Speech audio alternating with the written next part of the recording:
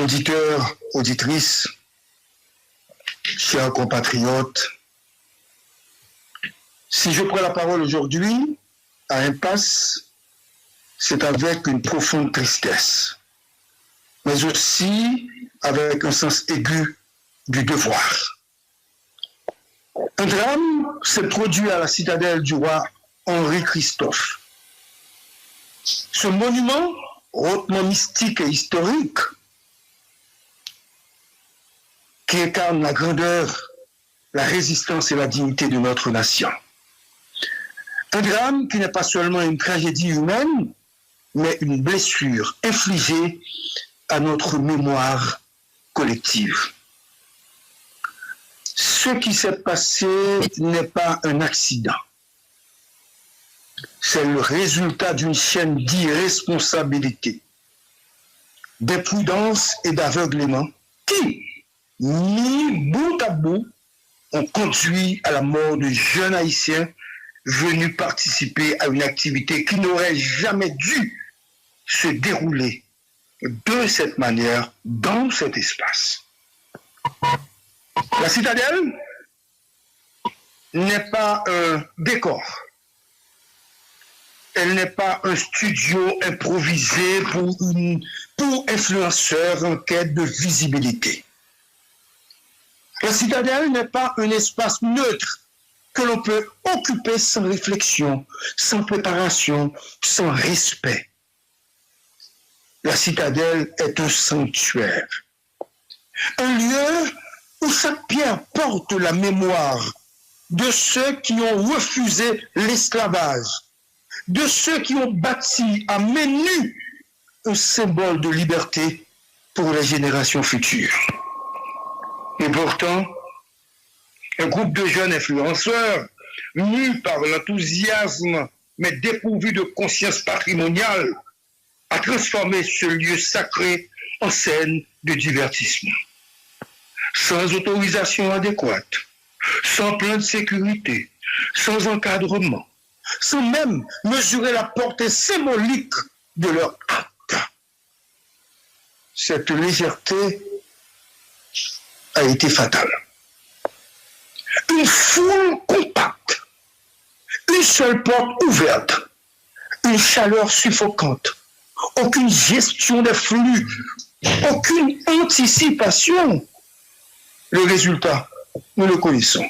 Une bousculade meurtrière, des vies fauchées, des familles brisées, un pays sous le choc.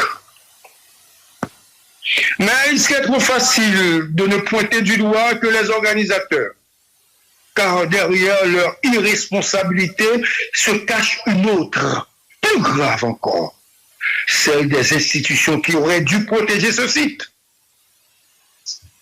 encadrer les activités, réguler les accès, imposer des normes strictes.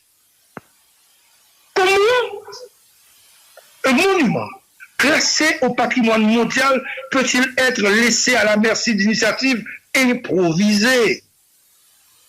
Comment un lieu aussi symbolique peut-il être géré avec autant de laxisme?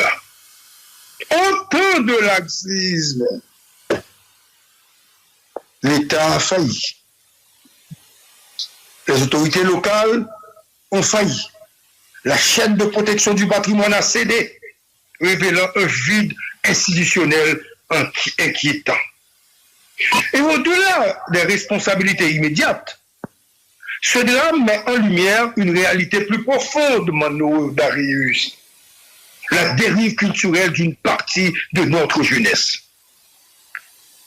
Une jeunesse brillante, créative, pleine d'énergie, mais trop souvent livrée à elle-même, sans repère, sans transmission, sans conscience de l'histoire qui l'a précédée. Une jeunesse qui évolue dans une culture de l'instantané, où l'image prime sur le sens, où la visibilité remplace la valeur, où les lieux sacrés deviennent des accessoires. Mais cette dérive n'est pas la faute des jeunes. Elle est le reflet de pays qui n'enseigne plus son histoire, qui ne cadre plus ses enfants qui n'offre plus de modèle solide, qui laisse les réseaux sociaux remplacer l'éducation civique et culturelle. Ce drame est donc un miroir qui nous renvoie l'image d'une société où chacun agit dans son coin, sans cadre, sans règles, sans conscience du collectif. Un miroir qui nous oblige à regarder en face nos faiblesses, nos manquements, nos renoncements.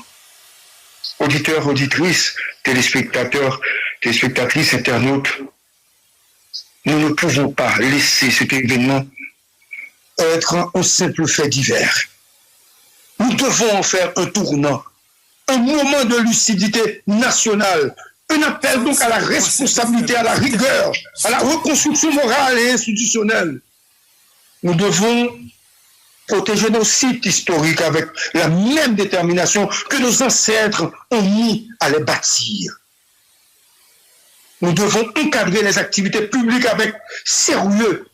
Nous devons réhabiliter l'éducation civique, l'enseignement de l'histoire, la transmission des valeurs. Nous devons rappeler à notre jeunesse que la liberté n'est pas un spectacle, que la mémoire n'est pas un décor, que la citadelle n'est pas un terrain de jeu. La citadelle du roi Henri est un serment de dignité, de résistance et de grandeur. La profaner, c'est profaner notre avenir, c'est profaner notre histoire. Ce matin, à l'impasse, je suis obligé de parler comme un homme responsable, comme un citoyen engagé qui refuse de détourner le regard, comme un fils de cette terre qui sait ce que nous devons à ceux qui ont bâti cette forteresse. Je parle pour que justice soit faite, pour que la vérité soit établie, pour que plus jamais un tel drame ne se reproduise. Quelques secondes de silence pour les victimes. Scoop.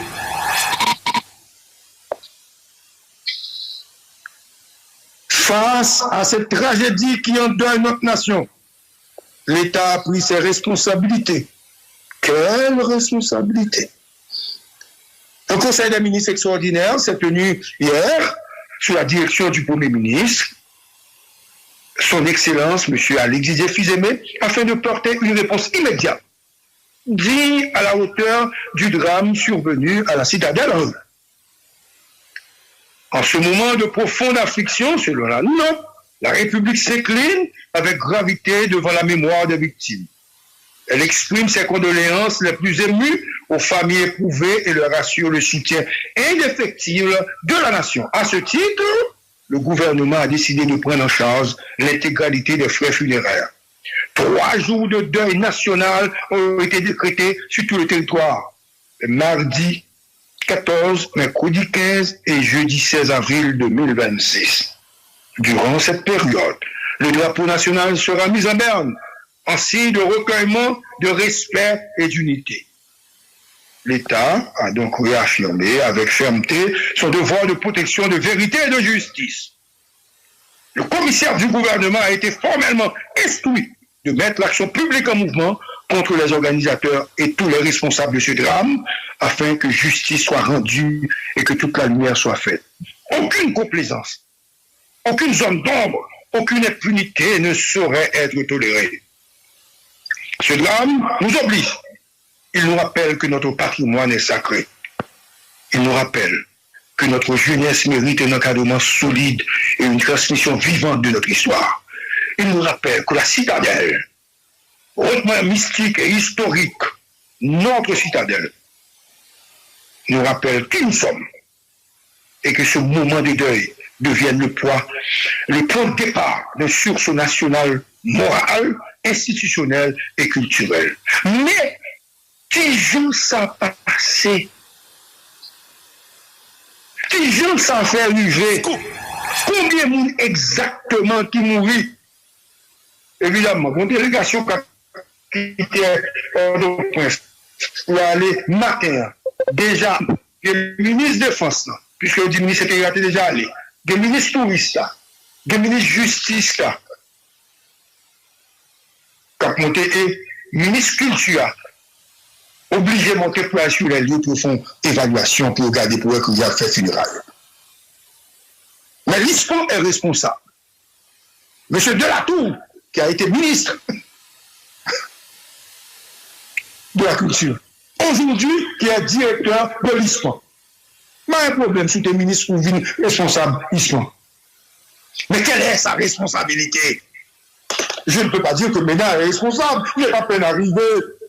Mais le ministre qui a passé un temps fou comme ministre et aujourd'hui directeur général, le directeur de l'ISPON, qu'est-ce qu'il avait fait quand il était ministre et qu'est-ce qu'il a fait en termes de protection du site?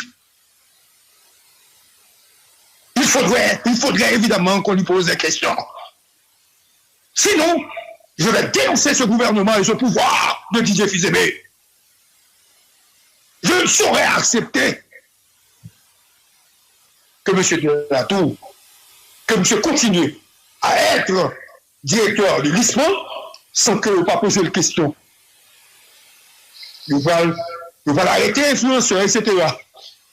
Mais l'État, quel a été le rôle de l'État, quel est le rôle de l'État en termes de protection des sites sauves?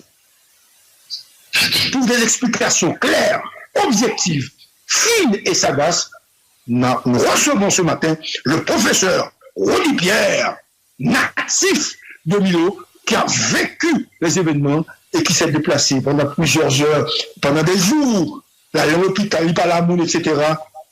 Il nous fait un compte-rendu de la situation qui prévaut actuellement dans la citadelle là, dans Milo.